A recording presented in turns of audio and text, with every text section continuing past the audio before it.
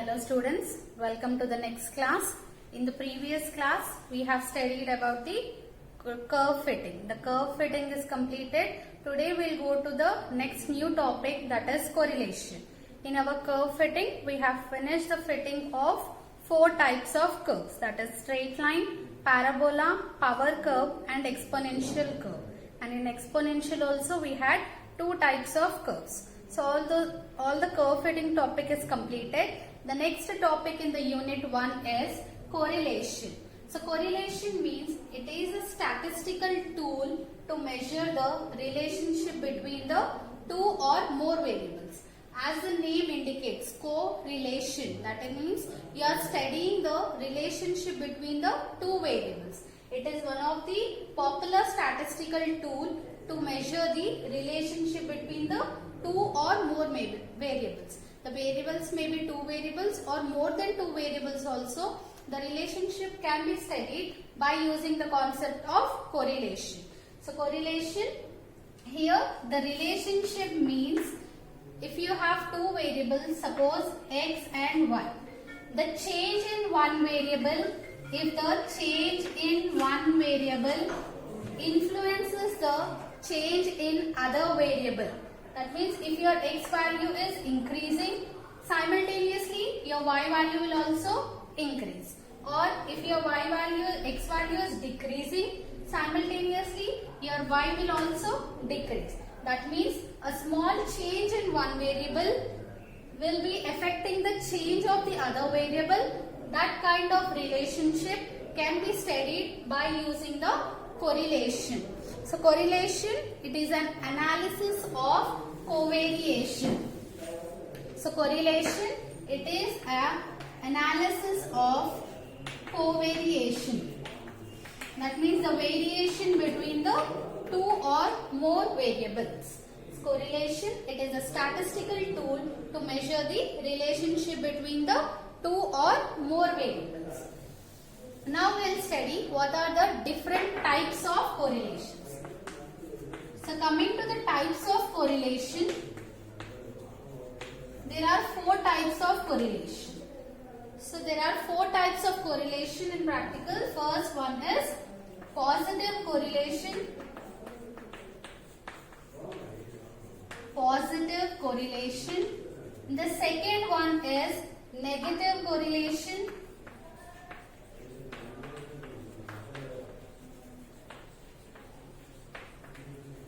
Third one is linear correlation.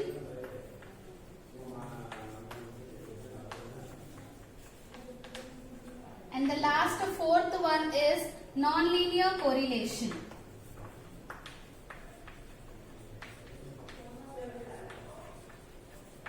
So these are the 4 types of correlations, that is positive, negative, linear and non-linear. So we will study about one by one. So first coming to the positive correlation.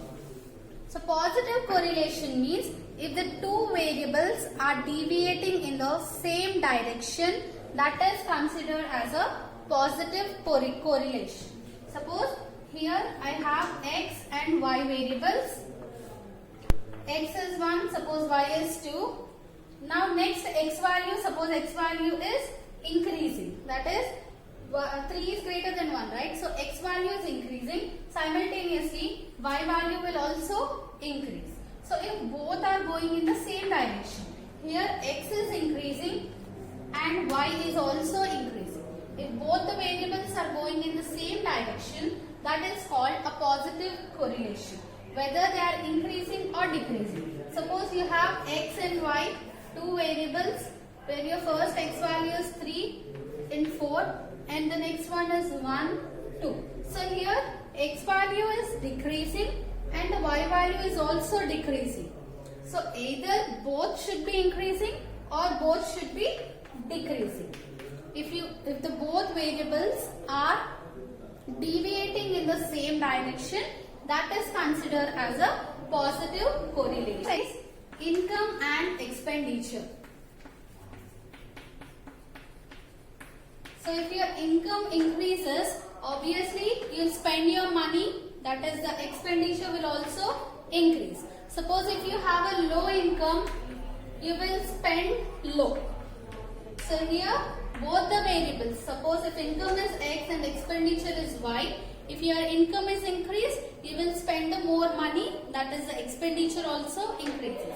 Suppose if your income is low, you will spend low, that is expenditure is low. So here both the variables, income and expenditure, are deviating in the same direction. And the next example is the time you spend on exercise. The time you spend on exercise and the calories you burn. So suppose if you are spending more time on physical exercise, then only you can burn more calories. Suppose if you are spending very less time on your exercise or physical exercise, obviously the calories burn rate will be low. So here also the time spent and the calories burned are moving in the same direction. So these are the examples of the positive correlation. Now we will see what is negative correlation. Now we will see what is negative correlation. Positive means both the variables are deviating in the same direction. So negative means both the variables will be deviating in the opposite direction. So when you have two variables X and Y, if your X value is increasing, your Y value will be decreasing. So similarly, if your X value is decreasing, your Y value will be increasing. If both the variables are changing the values in the opposite direction, that is considered as a negative correlation. Positive means both the variables will have same direction. Negative means the change will be in the opposite direction. That is, the change in one variable results the change, that means the increase in one variable results the decrease in the other variable, or the decrease in one variable results the increase in other variable. So example is price and demand. So the best example we know about the negative correlation is the price and demand. So if price increases, obviously the demand will decrease, right? If prices go high, we don't show interest in buying some particular products. So that means the demand will be decreasing. So something if you are getting for the low cost, you will be going and buying it. That means if the price decreases, obviously the demand will increase. So the price and demand are moving in the opposite direction. And the next example is volume and pressure. So the more pressure you apply, the less volume you will get. That means if the pressure increases, the volume decreases. If the pressure decreases, the volume increases. So the both volume and pressure are moving in the opposite direction. So that is an example of negative correlation. Now the third one is linear correlation. So linear correlation means a unit change in the one variable results the constant change in the other variable. So linear means the same one. So if there is a constant change in the other variable with respect to the unit change in the first variable, that is considered as a linear linear correlation. So linear correlation means it will be in the form of a straight line. Suppose we are having two variables X and Y, and the values of X are 1, 2, 3, 4 and 5, and the values of Y are 5, 7, 11, 30 and 50. If you observe these two values, we are getting your Y values by the relation Y equals to 2X plus 3. Now substitute X value as 1. 2 into 1 is 2 plus 3 it is 5. So you are having a linear relationship, that is a straight line relationship. So linear means it is a straight line. So if you are getting the relationship, in the form of a straight line, that is a unit change in one variable results the constant change in other variable, that is considered as a linear correlation. Now the last one is non-linear correlation. Non-linear correlation. So linear means there will be a constant change. Non-linear means if you are not having any constant change, that is if the changes are fluctuating. Once they will be increasing and once there will be a decreasing. So if you are having a fluctuating changes, that type of correlation is called a non-linear correlation. So these are the 4 types of correlation. First one is positive correlation, that is both the variables deviate in the same direction. The second one is negative correlation, that is both variables deviate in the opposite direction. Linear correlation means a unit change in one variable results the constant change, that is you will get the relationship of kind of straight line.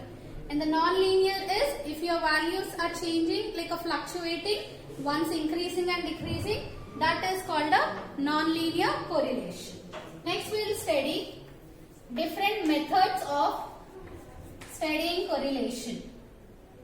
Methods of studying correlation. So this correlation, that means the relationship between two variables, can be studied by using the 2 methods. The first one is scatter diagram method. Scatter diagram method. And the second one is Karl-Pearson correlation coefficient. Karl-Pearson correlation coefficient. So these are the 2 methods by which we can study the correlation, that is the relationship between the 2 variables. So in our first class only we have discussed about the scatter diagram. Scatter diagram means plotting of the points. The bivariate data can be represented easily by using the scatter diagram. And I also said on that day that the relationship between the 2 variables can be calculated easily by using the scatter diagram. Now we will see what are the different types of scatter plots we get, and by using those scatter plots how we will analyze the relationship between the 2 variables. Now we will see the different types of scatter diagrams which are used to study the relationship between the 2 variables. So if you observe this first diagram, it is a straight line, right? You are having a straight line, and if you observe here x value is increasing and y value is also increasing. If both are increasing, it is a positive correlation, right? And it is a straight line also. That's why this is considered as perfect positive correlation. You are having a perfect straight line and the relationship is positive. If you observe the graph, the x values and the y values both are increasing. So it is a perfect positive correlation. Coming to the next one, here x values are increasing but the y values are decreasing. So they are deviating in the opposite direction. That's why it is a negative correlation, and we observe a straight line here. So straight line always represents a perfect correlation. So this graph, this scatter plot is considered as a perfect negative correlation. Coming to the next one, here if you observe, here the values of x are increasing and the values of y are also increasing. If both are increasing, it is a positive correlation. And if you observe these points are scattered so much. That means they are not so close, they are scattered. That's why there will be a low degree correlation. If the points are not too dense, that is they are scattered so much, that is considered as a low degree correlation, and by seeing the direction it is a positive. So that's why this kind of graph, if you observe, we expect a low degree positive correlation. Similarly here, x values are increasing and y values are decreasing. So they are moving in a opposite direction. So it is a negative correlation, and if you observe the points plotted, they are scattered. So we observe a low degree correlation. So this kind of graph represents the low degree negative correlation. Coming to the next graph, here if you observe, x values are increasing, similarly y values are also increasing.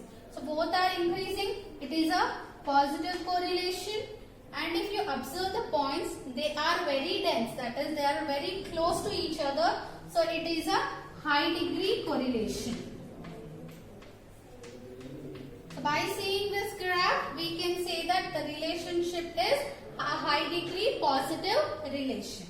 In the next one, here x values are increasing but the y values are decreasing. So it is a negative correlation. And coming to the points, they are also very close to each other. There is no much scattered between the points. So it is also a high degree correlation. So this kind of scatter diagram represents the high degree negative correlation. Coming to the next two graphs, here you don't find any pattern, right? This is a circle, once increasing and decreasing. That means there is no relation between these two variables. There is no correlation between these two variables. And even if you have some graph like a parabola, this also represents that there is no correlation between the two variables. So these are the different types of scatter plots. By seeing the directions, that is whether increasing or decreasing, we will decide whether the correlation is positive and negative. If you have a straight line, that is a perfect correlation. If the points are scattered, that is a low degree correlation. If the points are very close, that is a high degree correlation. And if you observe a circle, that is a no correlation. A circle indicates the no correlation between the two variables. So this is about the first method of studying the correlation, that is scatter diagram plot. Next we will be studying about the Karl-Pearson correlation coefficient. So the next method for studying the correlation is Karl-Pearson correlation coefficient. So Karl-Pearson, he has given a formula to study the linear relationship between the two variables. So Karl-Pearson correlation coefficient is used for only two variables where you have a linear relationship. So it is denoted with R of x comma y, where x and y are two variables. That means the two variables, if the two variables are x and y, then the correlation coefficient between them is denoted with R of x comma y and is given as R of x comma y equals to covariance of x comma y divided by sigma x into sigma y. So what is covariance? What is the covariance formula? So covariance of x comma y equals to 1 by n summation I equals to 1 to n xi minus x bar into yi minus y bar. So this is the formula for covariance. What is sigma x? Sigma x means the standard deviation of the variable x, and the formula for standard deviation is under root 1 by n summation I equals to 1 to n xi minus x bar whole square. You can also, by simplification, we can also use the sigma x formula as under root 1 by n summation I equals to 1 to n xi square minus x bar square. So we have two formulas for standard deviation. The first one is 1 by n summation xi minus x bar whole square, and the second one is under root 1 by n summation xi square minus x bar square. Similarly, for the variable y, the standard deviation is given as sigma y, and sigma y equals to under root 1 by n summation I equals to 1 to n yi minus y bar whole square, or you can also write it as under root 1 by n summation I equals to 1 to n yi square minus y bar square. So these are the formulas for sigma x, sigma y and covariance. Keep it as equation 1. Keep it as equation 2 and equation 3. Now we will find the simplification of this covariance. Covariance can directly used as this, and even you can simplify it also.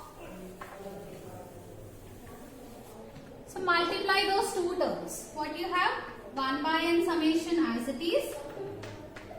So if you multiply those two terms, what you will get? Xi into yi, it is xi, yi. Next, xi into minus y bar. So minus xi y bar. So next two terms, multiply x bar. So you get minus yi x bar. Next, minus x bar into minus y bar, that is minus into minus plus. So you will get plus x bar y bar.